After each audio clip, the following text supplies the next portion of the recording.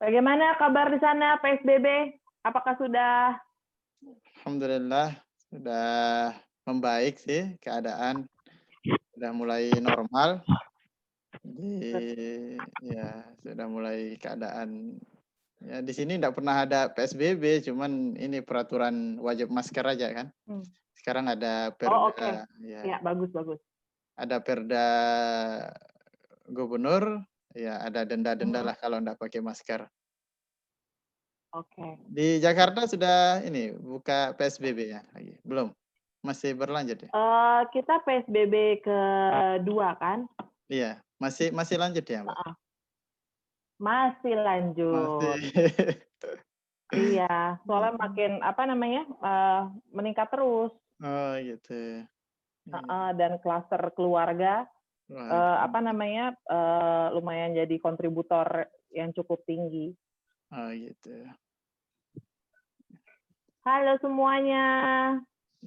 Baru pada masuk ya. Baru ini. Ya. Assalamualaikum, Pak. Waalaikumsalam. Sudah. Kita mulai, Mbak. Sambil jalan mungkin Kita bisa. mulai ya? Iya. Oke. Nah, lumayan. Assalamualaikum semuanya. Terima kasih sudah bergabung. Waalaikumsalam. Waalaikumsalam. Ya. Terima kasih ya sudah bergabung. Saya Ari Kirana. Tinggal di Jakarta dan ini merupakan kehormatan sekali saya diundang oleh dosen kalian semua, Bapak Fikri di sini untuk bisa berbagi soal pengalaman pekerjaan saya. Jadi saya mau share dulu sebelumnya. Saya adalah awalnya saya seorang penyanyi. Saya bergabung di grup vokal Warna. Setelah itu lewat Warna, saya dibukakan jalan untuk menjadi seorang penyiar di salah satu radio di Jakarta, Radio Cosmopolitan FM, yang merupakan salah satu radio dari grup MRA Broadcasting Media. Setelah siaran di Cosmopolitan, sekarang saya siaran di Hard Rock FM. Jadi kalau dibilang berapa lama udah siaran radio, mungkin kurang lebih, bukan kurang ya, tapi lebih dari 15 tahun. Nah, lewat siaran radio itulah, akhirnya dibukakan jalan lagi untuk bisa menjadi seorang presenter di TV dan juga MC di acara event-event off-air. Mungkin teman-teman yang bergabung di sini, ada yang penyiar radio? Apakah ada? Kalau ada mungkin boleh tunjuk tangan.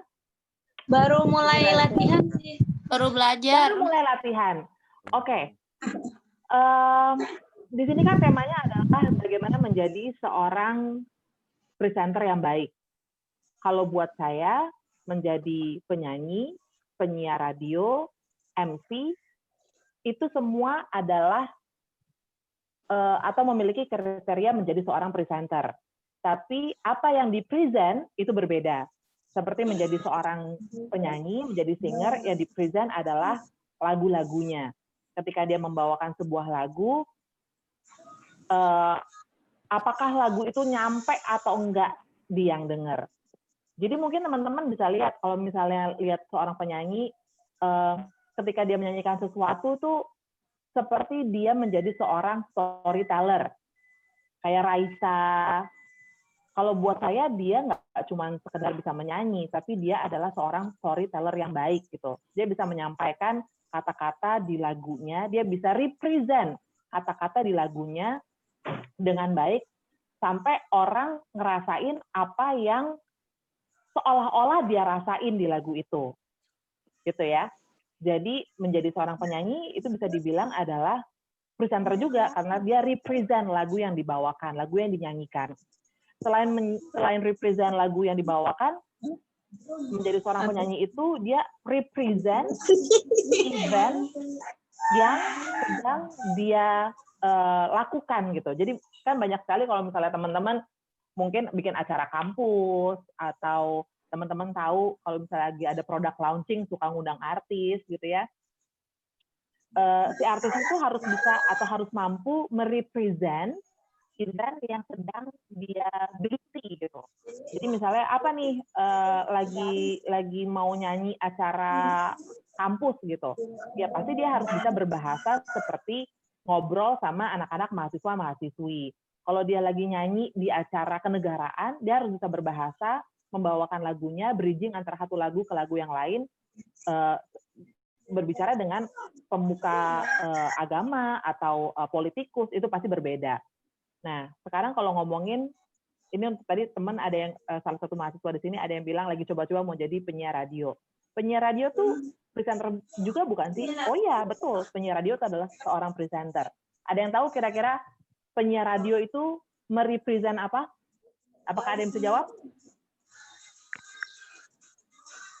Langsung di-unmute aja kalau ada yang bisa jawab. Apa enggak?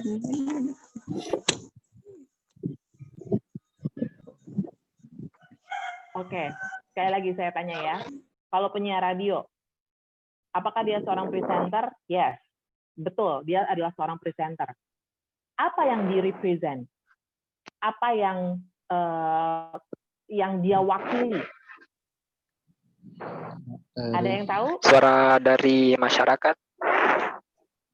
Betul, betul banget. Karena biasanya penyiar radio bisa dibilang jurnalis juga. Ya. Tapi most importantly, penyiar radio dia mempresent atau dia represent brand radio yang dia ada di situ. Jadi contohnya gini, waktu saya siaran di Cosmopolitan FM itu adalah radio wanita profesional. Jadi saya harus bicara soal ASI, soal hubungan, soal parenting. Tapi begitu saya switch ke radio Hard Rock FM itu adalah radio lifestyle. Jadi saya harus berbicara soal lifestyle anak Jakarta waktu itu. Terus udah gitu bercandaannya juga bercandaan anak umur 28 sampai 38 tahun. Jadi seorang penyiar radio itu harus bisa membawakan personality radionya. Saya nggak tahu sih kalau misalnya di Mataram tuh radio yang lagi ngehits radio apa? RRI. RRI itu biasanya banyak beritanya ya, ya nggak? Iya. Jadi kalau misalnya ada yang niat mau siaran radio di RRI, pertama yang harus dia punya adalah dia harus punya background atau dia harus punya knowledge mengenai berita, mengenai jurnalistik, supaya dia bisa berbicara, berbahasa sampai ke listeners-nya. Dan menjadi seorang penyiar radio itu juga punya banyak PR ya, karena di dalam siaran radio itu kan kita nggak cuma sekedar ngomong sama listeners kan, tapi kita ada brand, kadang-kadang lewat adlibs. Pada tahu ya adlibs itu apa ya? Jadi adlibs adalah sebuah iklan yang dibacakan oleh si penyiarnya.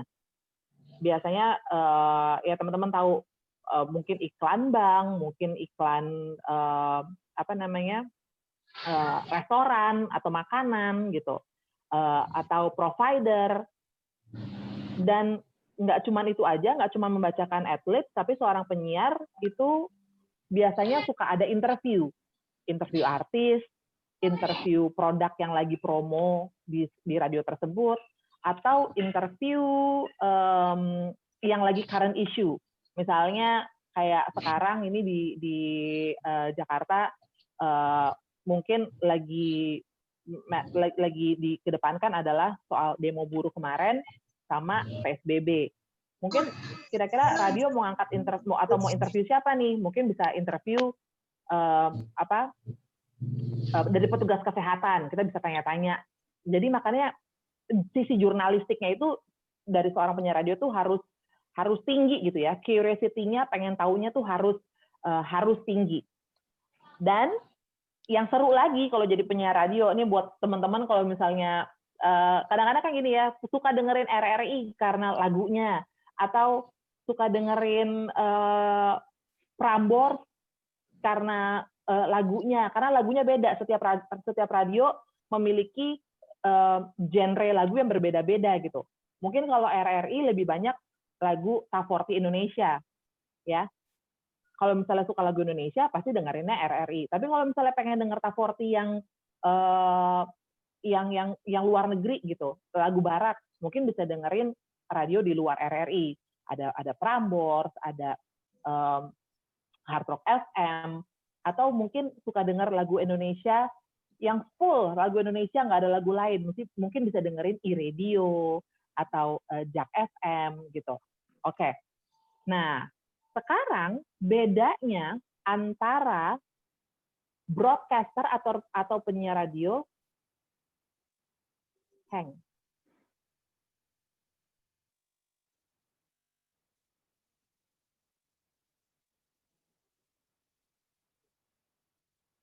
Yes. Oke, koneksi saya unstable ya.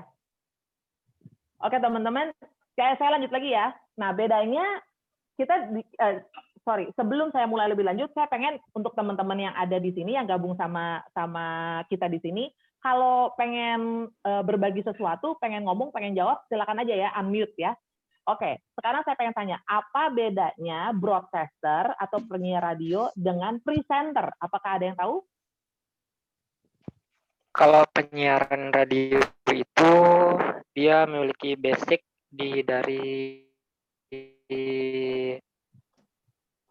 berasal dari masyarakat seperti biasa, tapi kalau presenter dia biasanya membawa topik-topik yang sedang hangat, namun itu berbeda di dalam studio atau di luar studio. Yes. Oke, saya tambahin ya. Penyiar radio atau broadcaster ya udah pasti di radio. Presenter, kalau misalnya kamu cari, kamu Google apa sih arti presenter? Presenter itu adalah pembawa acara televisi. Nah, bedanya apa nih penyiar radio dengan presenter? Sebelum kita ngomongin how to be a good presenter. Presenter harus bisa merepresent show yang dia bawakan. Kalau kamu lihat di TV, ada banyak banget jenis acara. You name it. Mau ngomongin jenis acara soal lifestyle. Lifestyle itu bisa menyangkut soal acara TV yang musik, yang mukbang, atau masak-masak, acara gosip, acara otomotif, itu lifestyle. Tapi ada juga presenter yang membawakan acara talk show. Talk show pun juga banyak macamnya. Bisa talk show marketing, kalau misalnya saya dulu pernah bawain acara talk show atau menjadi seorang presenter di acara talk show marketing jualan apartemen atau jualan rumah di Metro TV. Ada juga talk show politik, pasti semua pada tahu Najwa. Terus udah gitu ada juga talk show politik yang ada lifestyle-nya. Ada Andini di Metro TV, ada banyak banget ya. Yang bisa kalian jadikan contoh gitu. Ada juga presenter news. Ya udah, itu berarti udah definitely kalian bisa lihat acara news, acara TV. Nah, beda nggak? Presenter acara lifestyle, presenter acara talk show, presenter acara news. Udah pasti beda. Kalau acara lifestyle, biasanya tidak memiliki latar belakang jurnalistik, itu nggak apa-apa. Tapi kalau ngomongin presenter acara news atau acara talk show yang berbau dengan politik, itu biasanya memiliki latar belakang jurnalistik. Jadi kalau misalnya kita lihat, sebenarnya semua orang bisa menjadi seorang presenter, apapun itu latar belakang kalian. Selama kalian memiliki apa yang diperlukan menjadi seorang presenter. Nah, sekarang saya mau bagi nih, apa yang diperlukan menjadi seorang presenter. Yang ada 3 yang kalian perlukan untuk menjadi seorang presenter. Yang pertama, karakter. Yang kedua, yang diperlukan menjadi seorang presenter adalah knowledge atau ilmu. Yang ketiga, yang diperlukan menjadi seorang presenter adalah fan base. Dulu, ya, 5 tahun yang lalu, nggak perlu nih fan base. Tapi sekarang, acara TV, mereka nyari presenter yang punya fan base yang kuat. Fan base itu apa sih? Tinggal buka aja Instagram account-nya. Followers-nya berapa. Tapi bukan followers beli ya, ini followers yang engage langsung ya. lihat YouTube-nya, subscribers-nya berapa, gitu. Sekarang itu diperluin. Nah, dari karakter, dari knowledge, dari fanbase, menurut kalian mana yang paling susah dimiliki oleh seorang presenter? Apakah karakter, apakah knowledge, atau apakah fanbase? Menurut kalian? Karakter. Karakter paling sulit. Karakter paling sulit. Iya. Oke, karena kalau misalnya fanbase itu ya bisa beli ya followers ya. Kenapa menurut kalian fanbase itu Ilmu lebih bisa. gampang didapat? Kenapa menurut kalian fanbase itu lebih gampang didapat daripada karakter? Ada yang bisa jawab? Instruksi Kalau boleh jawab, Bu. itu bisa didorong oleh kita teman-teman paksa. sekitar atau di relasi-relasi yang di teman Oke. dekat. Betul, betul sekali. Tapi untuk mendapatkan fanbase itu juga kerja keras ya. Nanti kita akan ke situ, kita akan bedah lebih lanjut. Sekarang kita mau ngomongin karakter. Karena saya setuju sama teman-teman di sini. Yes, karakter itu yang paling sulit. Karakter dari seorang presenter itu ada dua, menurut saya. Yang pertama, karakter sebagai TV personality. Yang kedua, karakter sebagai seorang pekerja. Itu kalian harus punya. Jadi saya pernah ngobrol nih sama Yuni Syara. Dia share sesuatu yang bagus sekali sih. Dia bilang, Ari, penyanyi itu banyak banget yang suaranya jauh lebih bagus daripada saya. Penyanyi yang muda, yang talented, yang cantik, yang suaranya bagus, itu banyak banget, katanya Yuni Syara nih. Tapi kenapa saya masih dipakai orang? Tapi kenapa saya masih dicari orang? Karena dia punya sesuatu yang penyanyi-penyanyi baru nggak punya. Yaitu karakternya dia yang udah terbentuk gitu. Dia amat sangat menghargai klien. Klien mau bayar dia 5.000 perak, sama klien mau bayar dia 100.000 perak, semua treatmentnya sama. Dia akan datang, pakai baju terbaik, dia akan nyanyi dengan jumlah lagu yang sama, dia akan bawa band yang dia bawa setiap kali dia perform, dia akan treat klien sesuai dengan standar seorang diva. Makanya dia dipakai terus. Itu karakter seorang pekerja. Nah, yang paling sulit itu adalah menemukan karakter TV personalities kita. Saya kasih contoh nih ya. Mungkin kalau misalnya teman-teman lagi banyak ngikutin thread di Twitter, sekarang banyak banget. Sekarang tuh lagi ada yang ngomongin soal kehidupan ini artis-artis TV gitu. Banyak banget yang berbanding terbalik dengan kehidupan dia secara aslinya. Jadi TV personality itu maksud saya adalah ketika di TV dia lucu banget, ketika di TV wah gokil, temen nggak ada waktu dia nggak ngelucu mulu. Tapi in the real life dia orangnya pendiam, dia orangnya introvert gitu. Itu yang disebut TV personality yang dia bentuk di depan TV. Teman-teman tahu nggak penyanyi Louis Armstrong? Penyanyi Louis Armstrong tahu? Yang suara yang nyanyi I See Sky a Green, suaranya berat. Saya kira. Iya, saya tahu. Kalau misalnya sekarang di Indonesia tuh Cakrakan. Oh iya. Siap tahu, Bu. Cakrakan. Jakarta. Kalau guru vokalis bilangnya, wah, nyanyinya salah nih.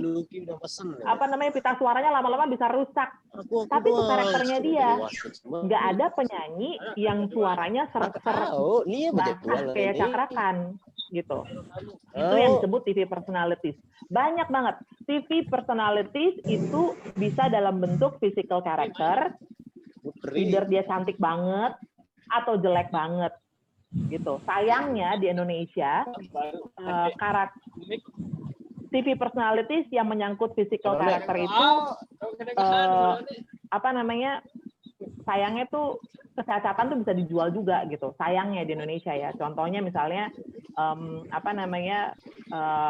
kelumpuhan atau bentuk tubuh yang tidak berkembang dengan baik atau yang kecil gitu, itu bisa dijual gitu.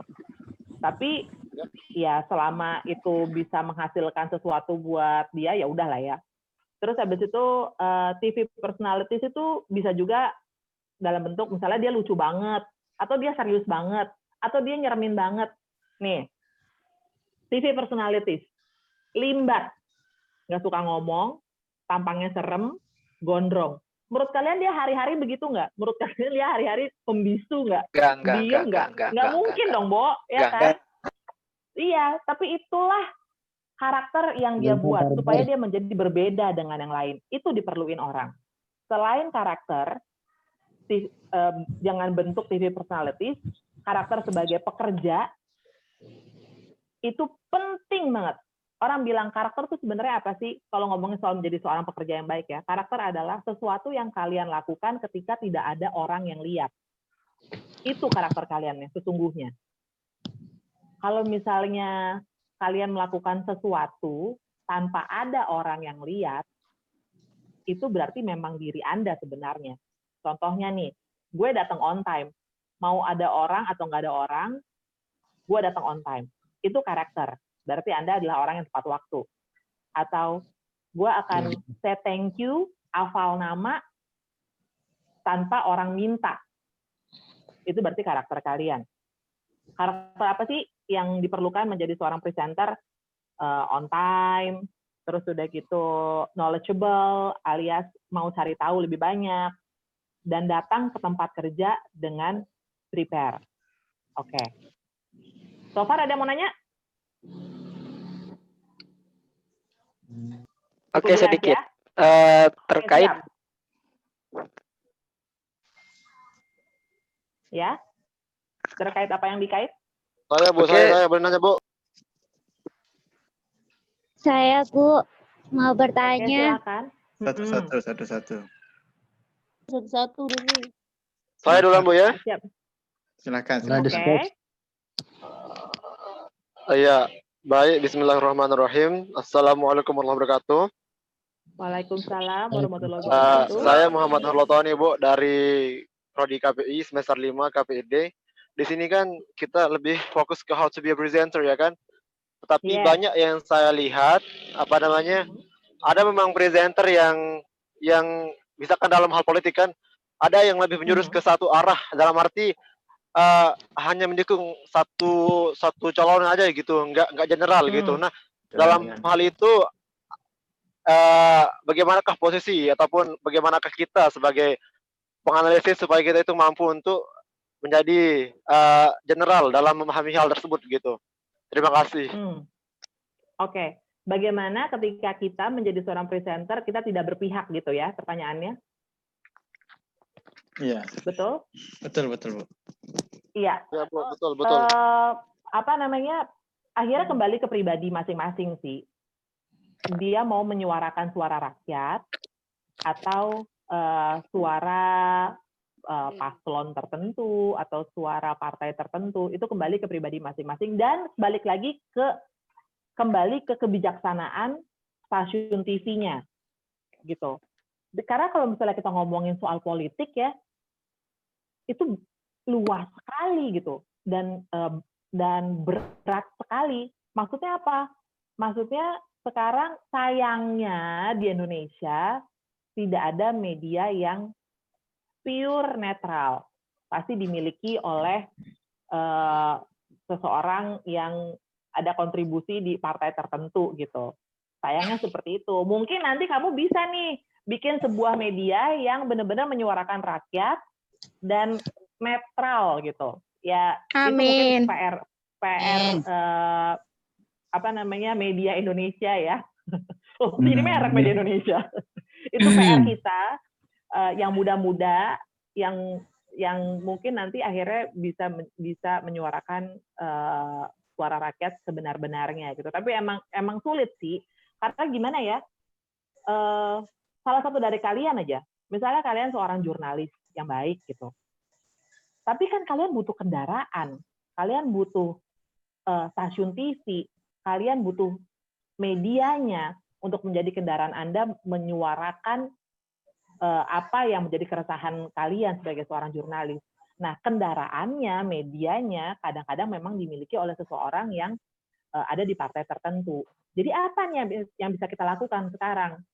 Mungkin sosial media akhirnya, sosial media Anda yang bisa menjadi tempat Anda berbicara. Tapi blundernya sosial media adalah akhirnya jadi debat kusir. Kita udah lihat tuh kemarin di Facebook, gimana sesama teman berantem, yang satu dukung paslon yang mana, yang satu dukung yang mana. Nggak cuma teman, keluarga juga berantem. Ya karena itu di sosial media akhirnya hanya menjadi debat kusir aja gitu.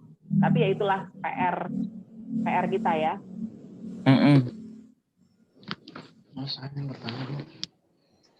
Oke, ada lagi pertanyaan? Saya Kak, mau nanya dong. Saya Bu. Saya Ya. Kak. Ladies first. Satu, inilah. Salmawati. Oh iya Pak. Ya. Bismillahirrahmanirrahim. Assalamualaikum. Assalamualaikum warahmatullahi wabarakatuh. Waalaikumsalam warahmatullahi wabarakatuh. Perkenalkan Kak, nama saya Siti Salmawati. Saya KPID. Saya ingin bertanya Kak, tadi terkait dengan tiga hal yang dimiliki oleh seorang presenter. Tadi itu ada karakter, ada ilmu, dan juga ada fanbase. Nah, ketiga hal ini kan saling berkaitan nih Kak. Betul. Jika seorang presenter kemudian tidak memiliki ketiga hal ini, apakah dia masih bisa dipakai untuk menjadi seorang presenter atau bagaimana Kak? Mungkin itu aja. Terima kasih banyak. Saya jawab ya, terima kasih Siti Salmawati pertanyaannya. Oke, kalau kamu naik mobil, ada bannya, ada yang nyetir, tapi nggak ada bensinnya, bisa jalan nggak? Nggak bisa. Nggak bisa. Nah, di sini kita ngomongin how to be a good presenter. To be a good presenter, kita mesti punya tiga itu. Tapi if you want to be a normal standard presenter, ya mungkin nggak punya fanbase, nggak apa-apa. Nggak punya knowledge, ya udahlah gitu ya. Tapi if you want to be a good presenter, sekarang ini, di era milenial ini, butuh sekali ketiga itu. Tapi saya mau tekankan lagi, fanbase itu fanbase yang seperti apa sih? Bukan cuma sekedar jumlah followers yang banyak, tapi engagement antara kamu dengan followers kamu yang baik, yang erat, itu yang paling penting. Karena apa? Sekarang kita lihat ya, misalnya kamu jualan lidi pedas deh. Kamu jualan lidi pedas, habis itu kamu kirim ke Najwa gitu, ya. Habis itu Najwa makan lidi pedas kamu di Instagramnya sambil mention ini lidi pedas Siti Salmawati gitu. Tapi nggak ada followers yang beli lidi pedasnya, berarti engagementnya kurang baik. Berarti engagementnya nggak baik. Tapi misalnya kamu kirim lidi pedasnya ke Nagita gitu. Terus habis itu saya makan lidi pedasnya Salmawati. Habis itu sekian puluh juta followersnya dia pada beli lidi pedas kamu. Berarti engagementnya dia dengan followersnya itu cukup baik. Jadi sekali lagi ya, fanbase itu tidak perlu dilihat dari angkanya, tapi engagementnya. Kamu bisa lihat, misalnya gini, kamu punya, kita tahu dari mana sih sebenarnya followers beli sama followers nggak beli, ada yang tahu nggak? Nggak tahu Kak. Aku nggak tahu, Okay. Saya nggak tahu. Kalau followers beli, kalian lihat, misalnya followersnya dia ada 10.000, tapi yang like satu foto cuman 16, cuman 2, cuma 5, itu udah pasti beli. Followers yang tidak beli itu adalah yang minimal 3% dari jumlah keseluruhan. Cuma 3% loh. Ya. Yang like. Karena banyak orang yang akhirnya cuma nge-scroll doang, dia nggak tap 2 kali itu fotonya gitu. Jadi, Siti, kamu mau punya followers cuma 10, tapi setiap kali kamu post itu 10-10-nya kasih love ya atau like, itu berarti kamu punya engagement yang baik dengan followers kamu. Fanbase itulah yang diperlukan. Apa sih maksud fanbase? Fanbase itu adalah kemanapun kamu pergi, dia akan ngikut. Kamu siaran di radio A, dia akan dengerin. Kamu siaran di radio B, dia akan pindah ke radio B. Kamu menjadi presenter di TV A, fanbase kamu nonton TV A. Kamu pindah ke TV B, fanbase kamu pindah ke TV B.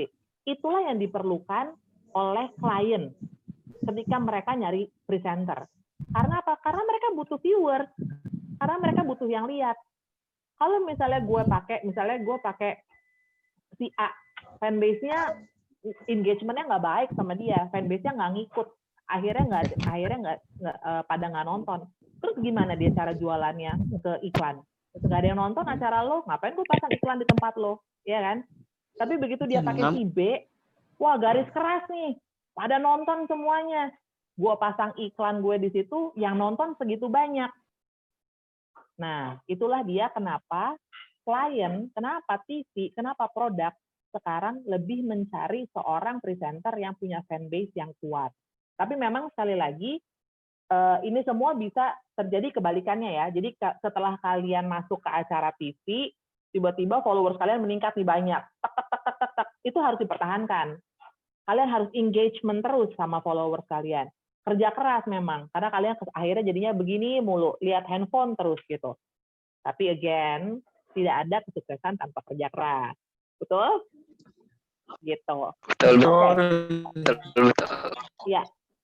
Tadi pertanyaan saya adalah mana yang paling susah didapat? Karakter, knowledge, atau fanbase? Kalian jawab karakter. Yes, betul. Dari 3 itu, mana yang paling susah dipertahankan?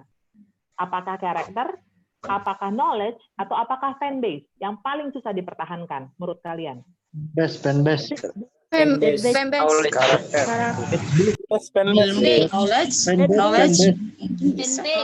Karakter kan masih bisa diubah, Kak.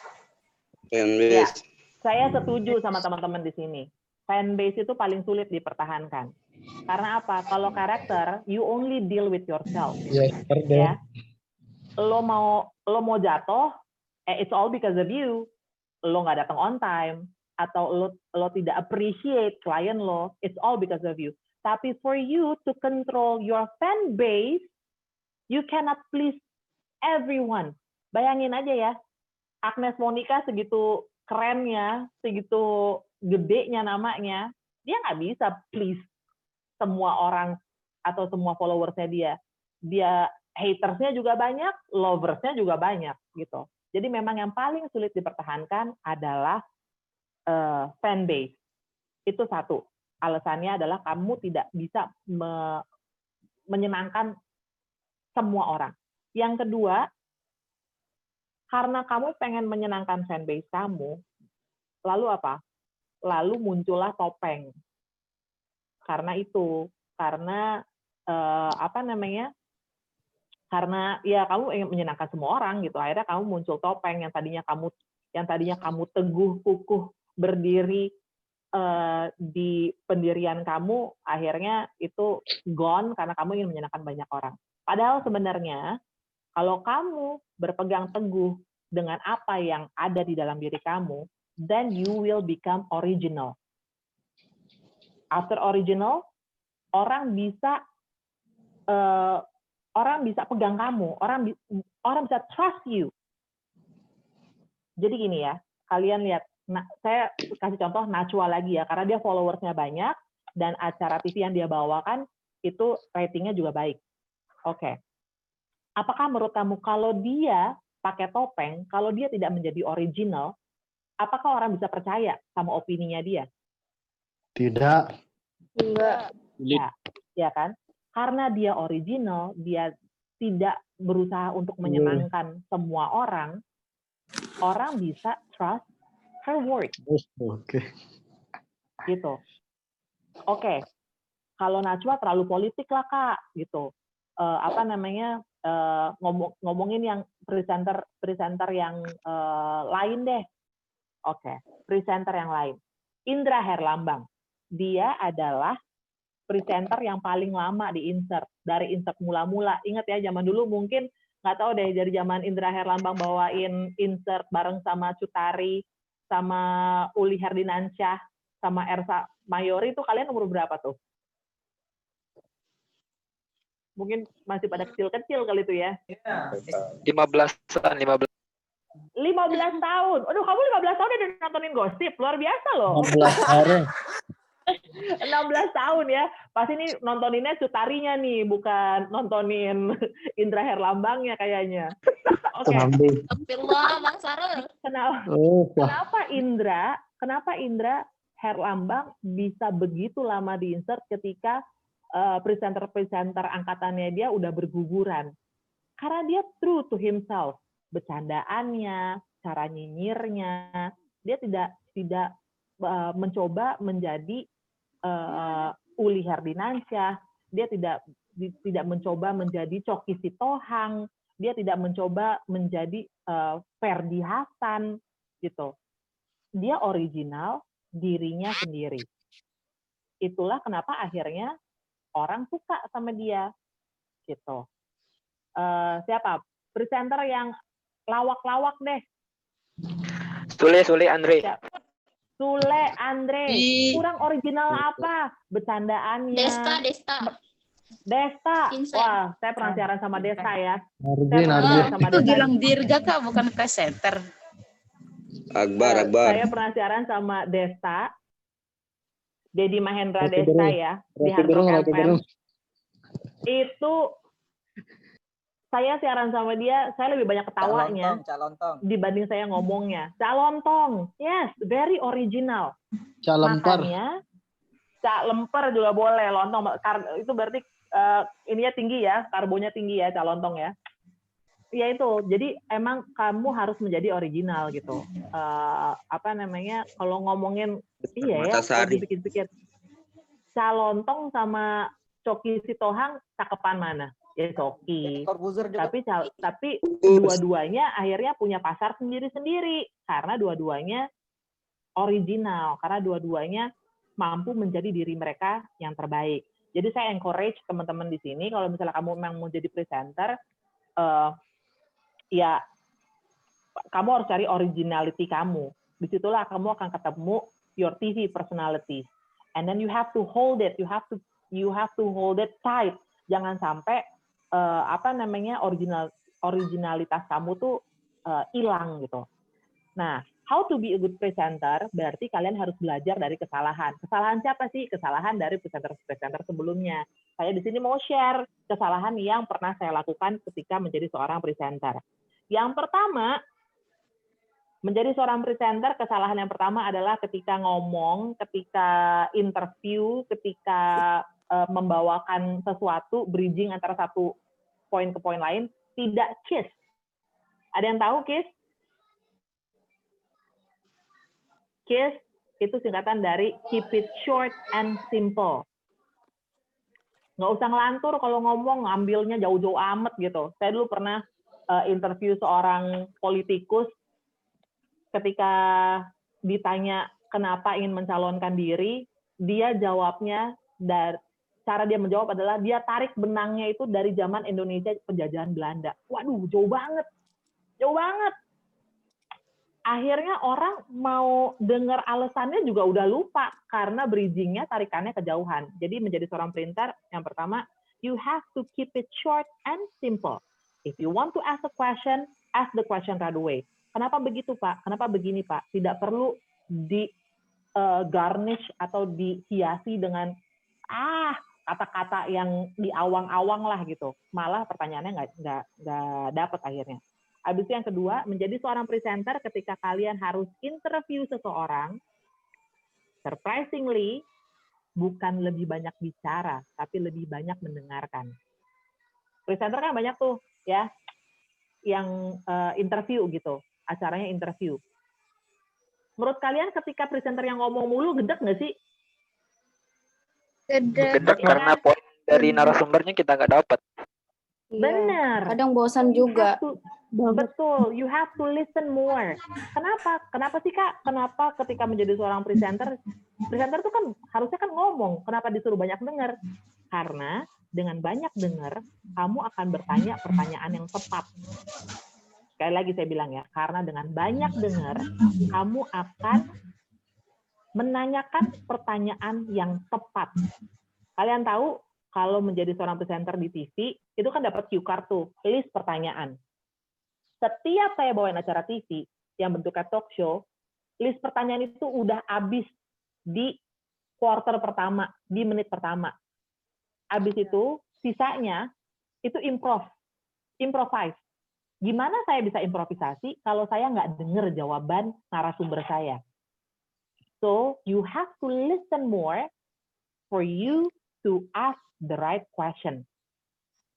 Ya, kayak gitu. Habis itu kesalahan menjadi seorang presenter. Berikutnya adalah bercandaan yang fisik, bercandaan yang bagaimana? Yang ketiga nih ya, bercandaan fisik, bercandaan sara. Habis itu kesalahan menjadi seorang presenter yang pernah saya lakukan adalah datang tidak on time. Setelah itu, oke. Sebelum saya lanjut ke kesalahan saya berikutnya, saya pengen tahu sama teman-teman, kenapa sih kalian pengen jadi seorang presenter? Pengen ketemu hal yang Presiden. Biar pamos. Biar apa? Oh, biar famous. Oke. Habis itu apa lagi? Biar punya. Saya demen. Itu tadi siapa yang jawab? Biar punya duit. Siapa tuh tadi Biar yang jawab? bisa ketemu sama pejabat-pejabat tertinggi. Itu mah alasan kesekian. UUD ujung-ujungnya adalah duit. Kalau dapur kita nggak bisa ngebul, kita mau ketemu pejabat, tetap aja muka kita asem, ya kan? Bener. UUD ujung-ujungnya adalah duit, ya. Memang betul. Jangan sampai uang yang nyetir kalian dalam kalian melakukan pekerjaan kalian. Yes, it's true.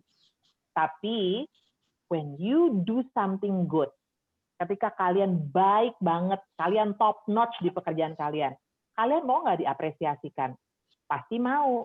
Diapresiasikan dengan apa? Dengan mendapatkan bayaran yang tepat, yang sesuai, yang memang bagian kalian.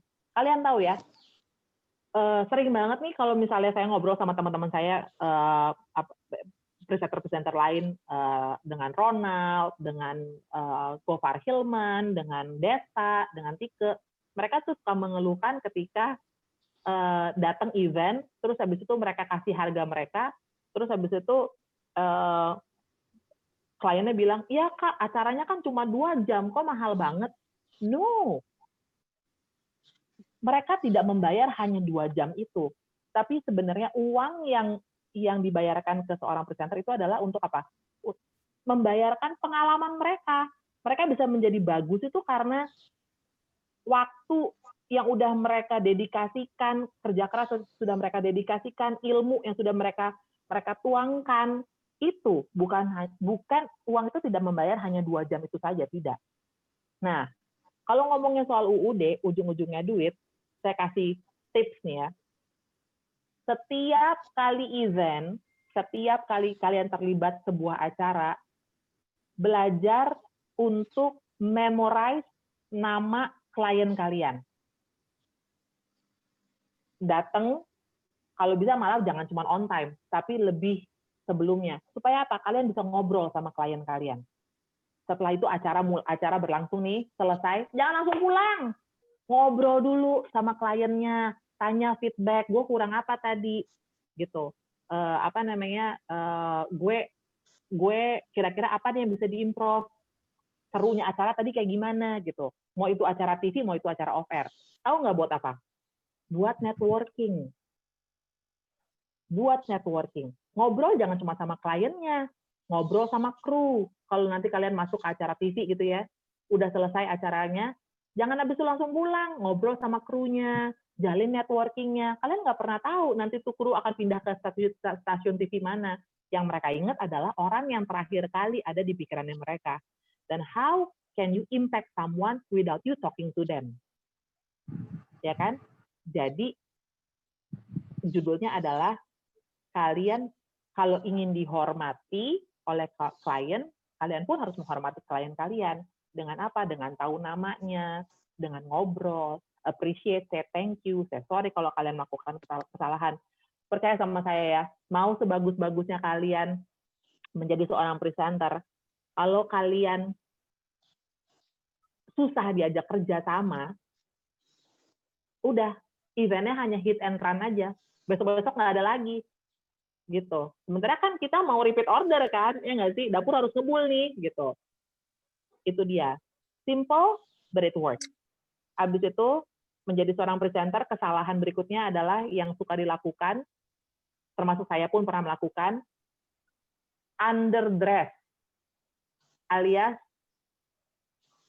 bajunya kurang rapi atau bajunya nggak nyambung gitu. Menurut kalian lebih baik overdress atau underdress?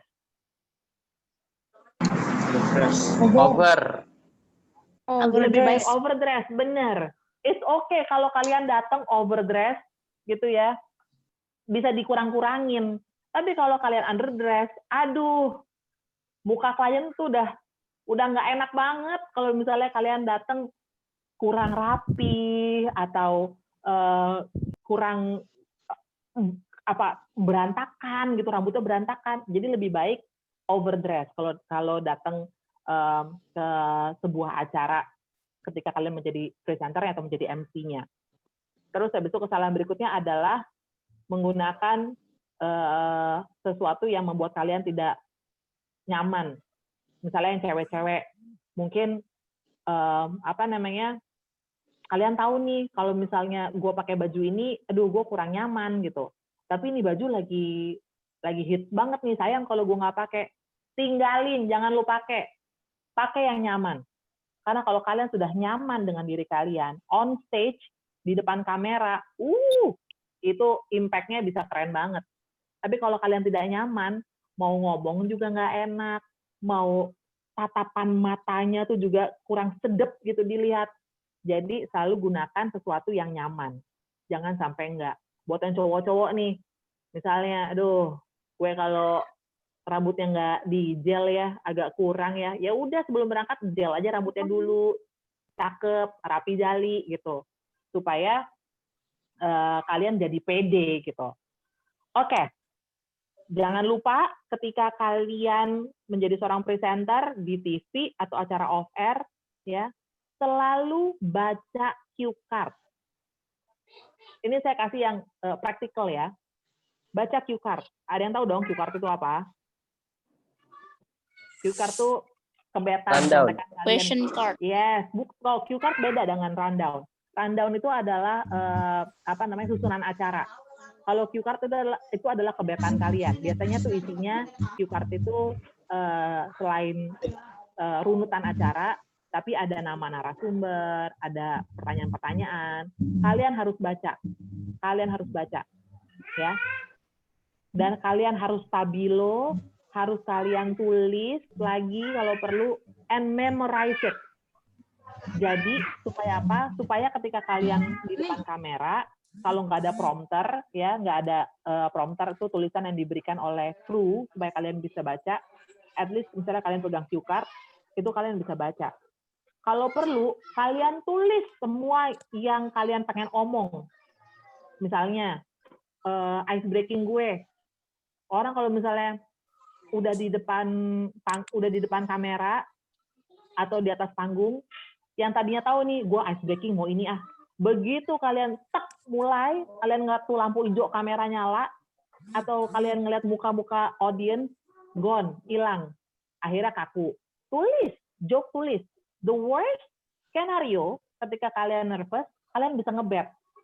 Itu untungnya. Kalau kalian mahasiswa nggak bisa ngebet, kalian presenter, kalian bisa ngebet. Tinggal lihat.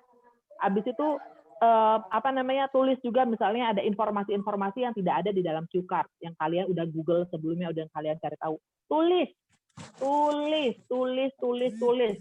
Saya itu berguna banget dalam kehidupan saya selama 15 tahun jadi presenter, ya. Segala sesuatu yang ditulis, itu bisa memudahkan kehidupan saya di atas panggung atau di depan kamera. Habis itu, sebelum mulai, quiet moment. Sebelum mulai di depan kamera, sebelum kamera on, ya, diem dulu, quiet moment, silakan mau berdoa dulu, silakan. Karena ada banyak banget nih, kalau misalnya orang-orang ya, saya nggak ngerti sih, tapi banyak juga teman-teman saya yang sebelum on kamera tuh bercanda dulu, apalah segala macam. Kalau saya nggak bisa. Buat saya, quiet moment, 5 minutes, 3 minutes, that's enough. Habis itu, mau begitu mulai acara, mau jumpalitan, terserah aja gitu. Setelah itu, sekali lagi, baca cue card, baca rundown, baca nama. Aduh, saya pernah dimaki orang gara-gara salah sebut nama, karena nama itu penting sekali, apalagi kalau kalian membawakan acara politik gitu ya, terus kalian salah nama, bubar jalan. Itu yang keringet dingin nggak cuman kalian, tapi kru itu juga keringet dingin. Daripada nanti kalian disemprot sama kru, mendingan kalian hafalkan nama dan jabatan orang-orang atau narasumber yang hadir. Oke, itu sekian dari saya, practical tips yang bisa kalian apply nanti ketika kalian sudah terjun menjadi seorang presenter. Sekarang saya buka kesempatan buat teman-teman, silakan kalau mau nanya. Izin tanya Kak, dari saya Amri Malik, Silakan. dari KPID semester 5. Ya. Saya ingin menanyakan nih Kak. Amri Malik silakan. Oke, izin menanya Kak.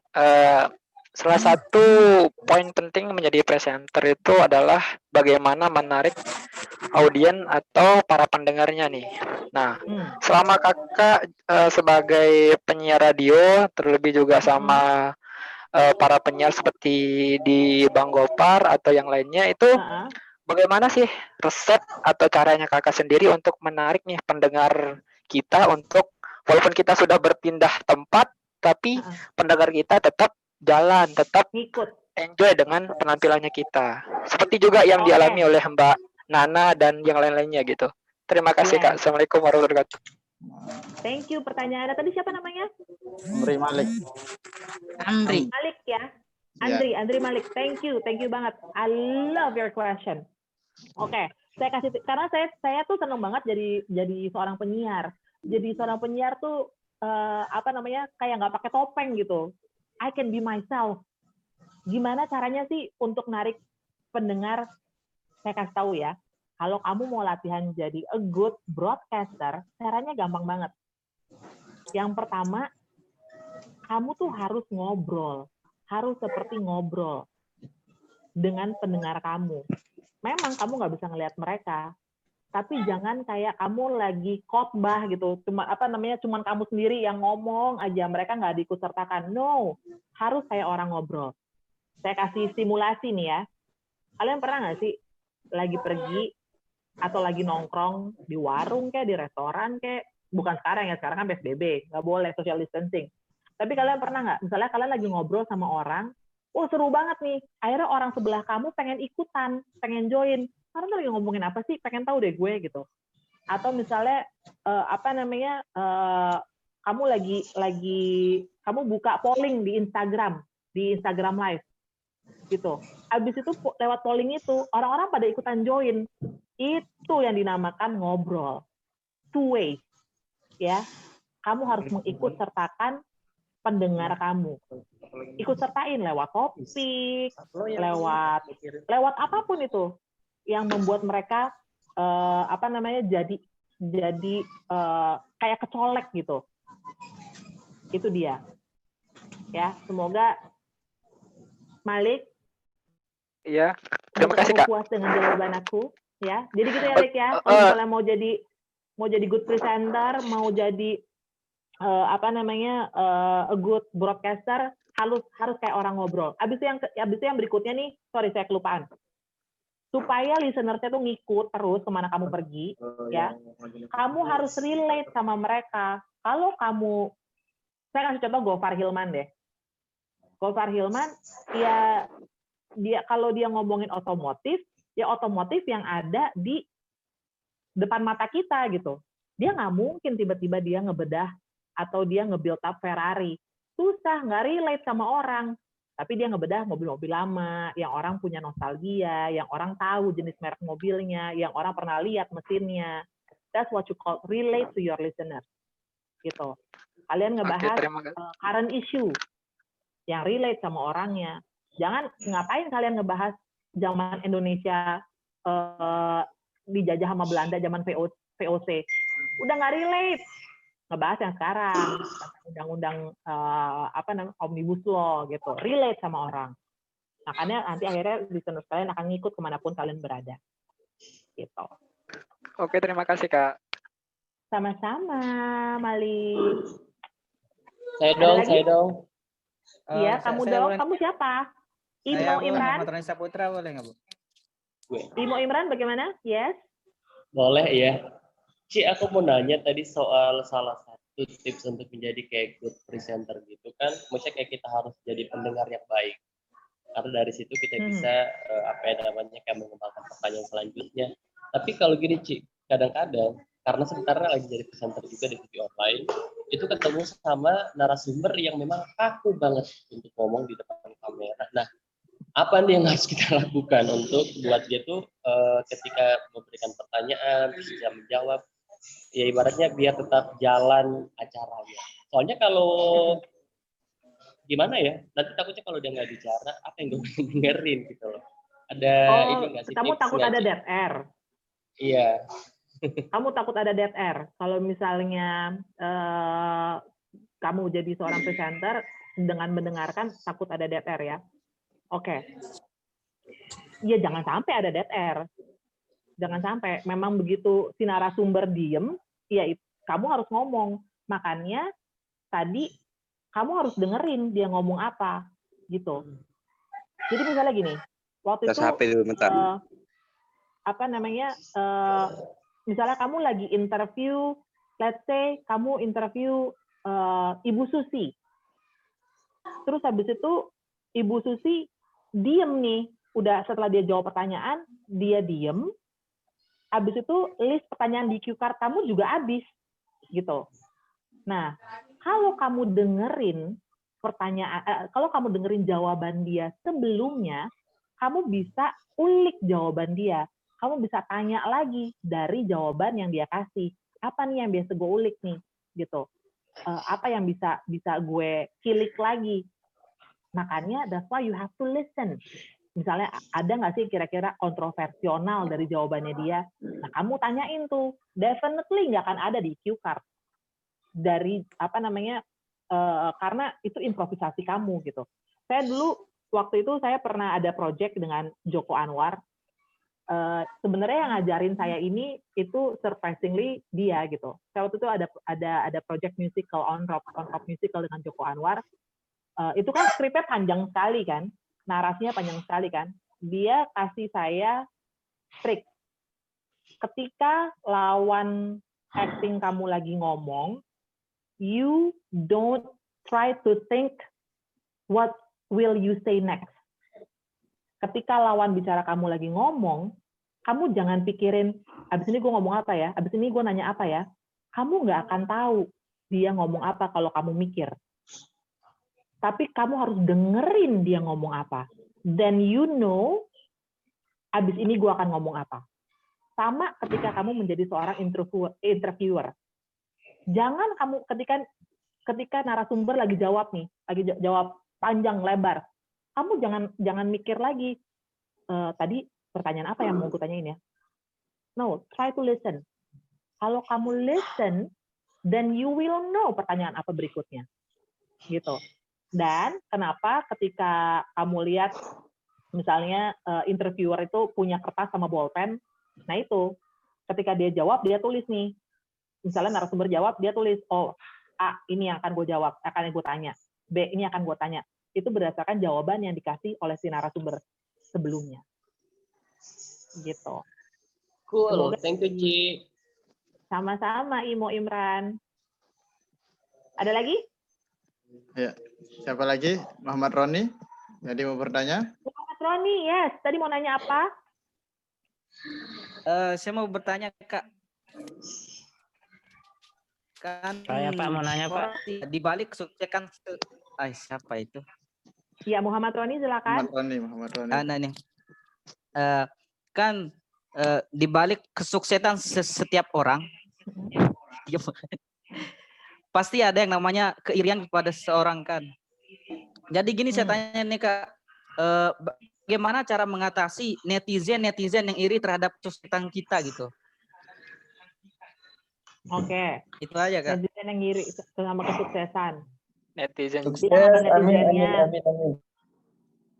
rezeki orang Tuhan nggak mungkin ketukar ngasih rezeki orang udah ada masing-masing, jadi nggak perlu pada ngiri. Bilang gitu aja. Ron, nanya, Bu. tapi gini, Ron, punya haters itu ada bagusnya juga, gitu. Biar kalian ada materi buat nguliknya, biar kalian ada materi untuk Instagram live berikutnya, gitu. It's okay. There won't be lovers without haters. Itu yang membedakan. Jadi if you can have both di followers kamu, that's good. Nggak apa-apa, Ronce. Oke Kak, terima kasih Kak. Kamu senyum-senyum sama sebelah kiri kamu, ada siapa sih di sebelah kiri kamu? Saya mau nanya, ada teman. Iya, siapa tadi yang mau nanya? Silahkan, Hidayatullah. Juga mau nanya Kak. Saya Pak. Hidayatullah. Saya Pak. Ya.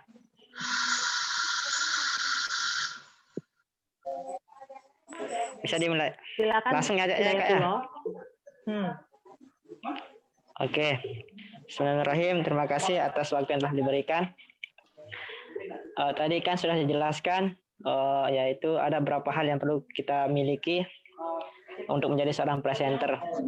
Ada karakter, ada knowledge, dan lain-lain.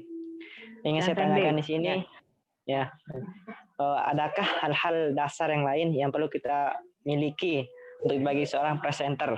Itu yang pertama. Kemudian yang kedua yaitu untuk menjadi seorang presenter pasti perlu yang namanya public speaking, yaitu bagaimana kita berbicara di halayak publik.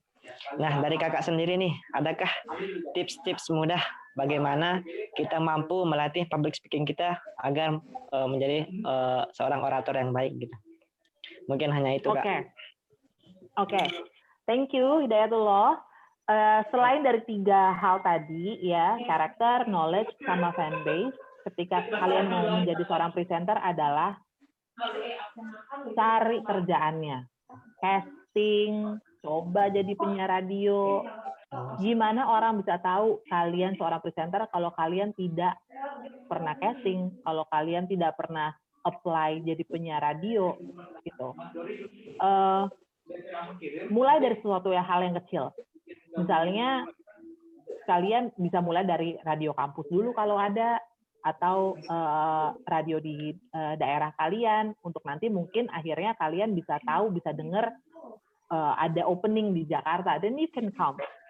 Tapi at least kalian harus lakukan partnya kalian, yaitu cari pekerjaannya, cari kendaraannya. Gimana sih orang bisa nyetir kalau nggak bisa belajar nyetir sebelumnya? Gimana orang bisa nyetir kalau cuman ngebaca, oke, kalau mau nyetir, injek gas, injek pedal, tapi kalau kalian tidak pernah nyoba di belakang setir, injek pedalnya beneran, gimana kalian bisa nyetir? Sama menjadi seorang presenter. How can you claim yourself a presenter kalau kalian tidak pernah mencoba terjun? Gitu. Banyak banget kan kalau misalnya kalian nggak perlu di radio kampus atau di media milik orang lain. Sekarang YouTubers, you can start from there. Followers dari 1, 2, 3 is nggak apa-apa, it takes time. Terus habis itu Instagram, ada Instagram Live sekarang, banyak banget. Aduh, ini zaman sekarang mudah sekali untuk memiliki platform. Use it. Gunakan yang ada di tangan kamu, di handphone kamu, pakai, jangan disia-siain. Mumpung akses orang-orang masih bisa, coba latih terus, gitu. Habis itu yang kedua, tadi pertanyaannya adalah public speaking yang bagus. Oke. Dulu awal-awal saya menjadi seorang presenter, awal-awal saya nge-MC, itu setiap kali mau mulai nervousnya minta ampun. Aduh, bolak-balik pengen ke toilet. Kalau saya nervous tuh saya nguap-nguap sampai orang mikir ini MC ngantuk atau gimana sih nguap melulu gitu ya. Akhirnya saya ketemu triknya. Saya bayangin semua yang datang ke acara itu atau semua yang di studio itu adalah kakak-kakak saya. Kenapa? Karena mereka adalah orang yang paling membuat saya comfortable. Gini, di depan kakak saya salah, mereka nggak peduli. Saya lucu, mereka happy. Saya nggak lucu aja, mereka ketawa. Akhirnya saya jadi nyaman. Saya bayangin tuh, semua yang di depan saya, semua yang duduk di studio, semua yang duduk di bangku, itu adalah kakak-kakak saya.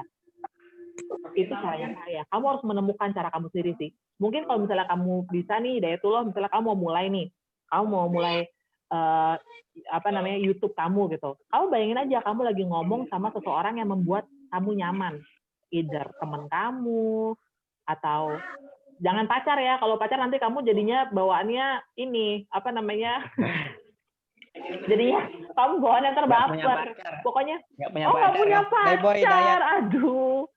Banyak pacarnya Bagus, Hidayatullah. Tambah semangat. Biar tambah semangat tuh. Terserah yang membuat kamu tambah pede. Ada orang yang kalau misalnya gebetannya hadir, ya pede langsung. Gitu. Teman saya ada tuh kalau misalnya lagi mau nge-MC ada gebetannya, wadaw, lucu banget langsung. Dayat banget. Karena dia pengen tampil gitu. Ya udah, kamu temuin aja. Kalau kamu nervous, kamu bayangin yang di depan kamu itu adalah orang yang bisa membuat kamu percaya diri dan orang yang bisa membuat kamu nyaman.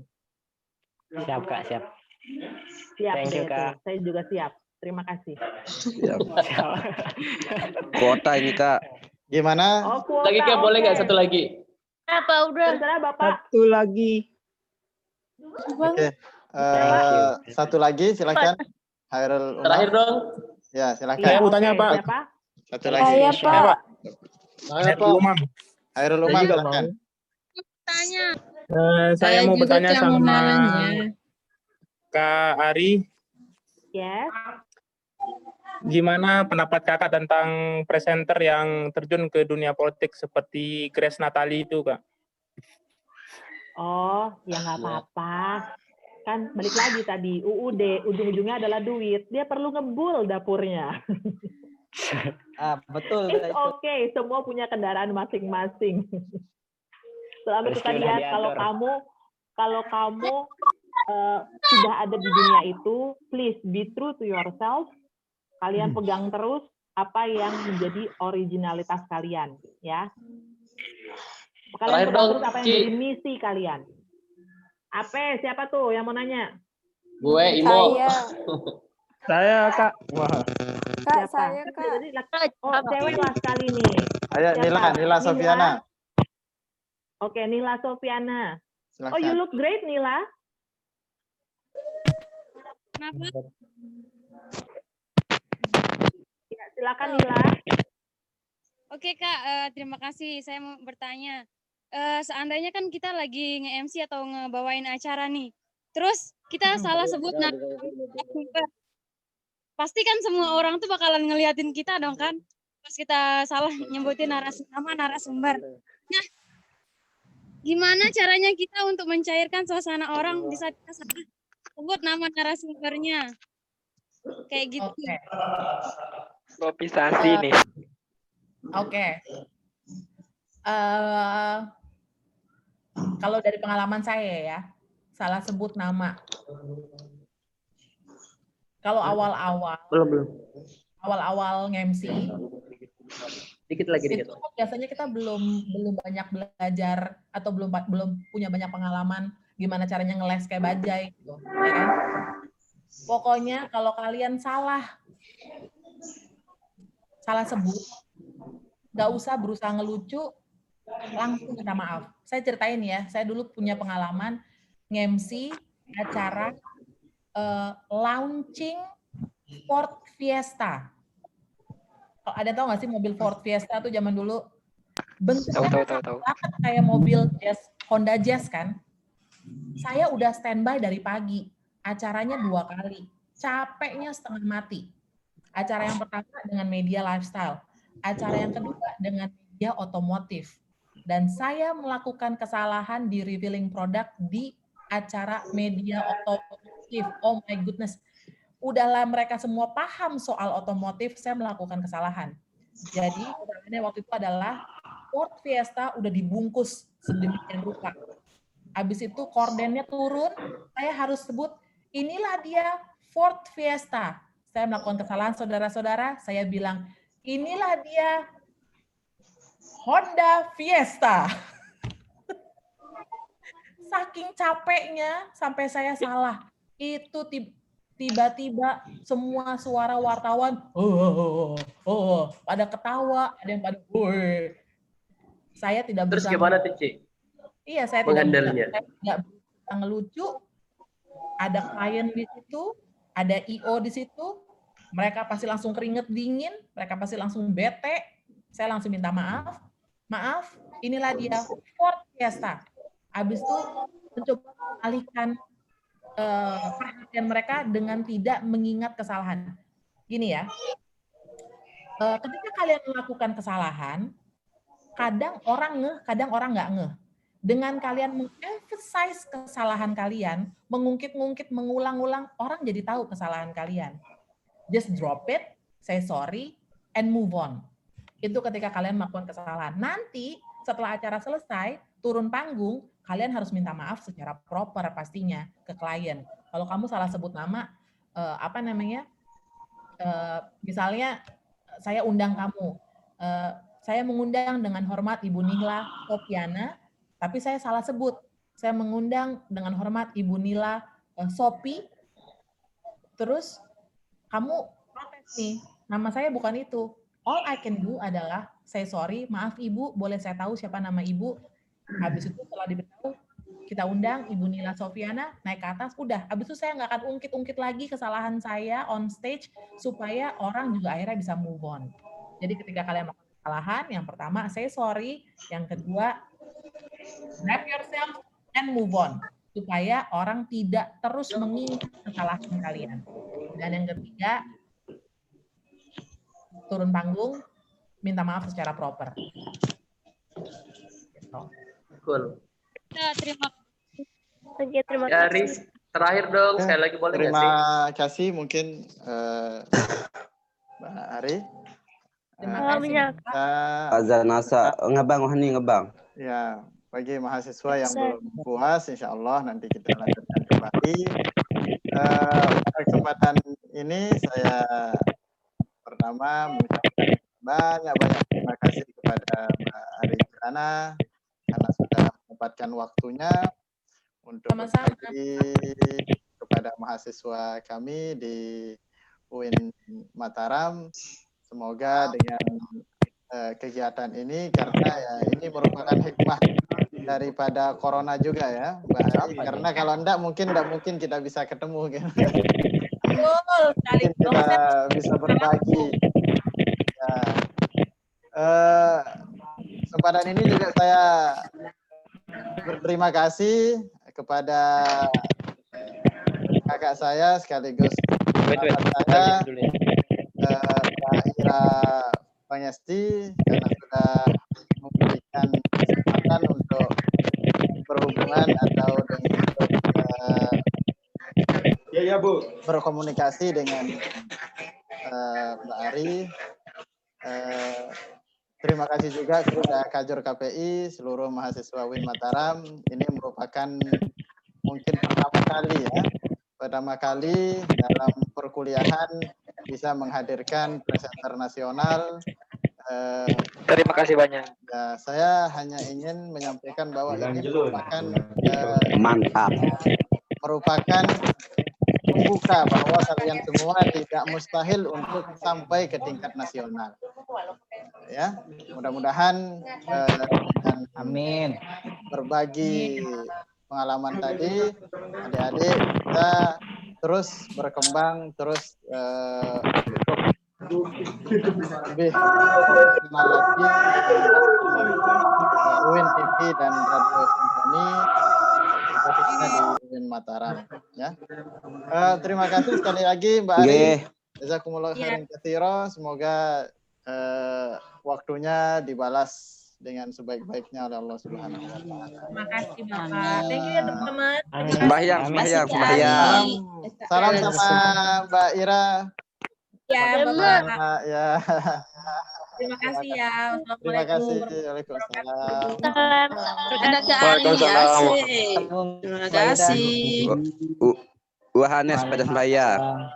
Salam sama Pak Joko Anwar. Ayo. Siap. Ya teman-teman.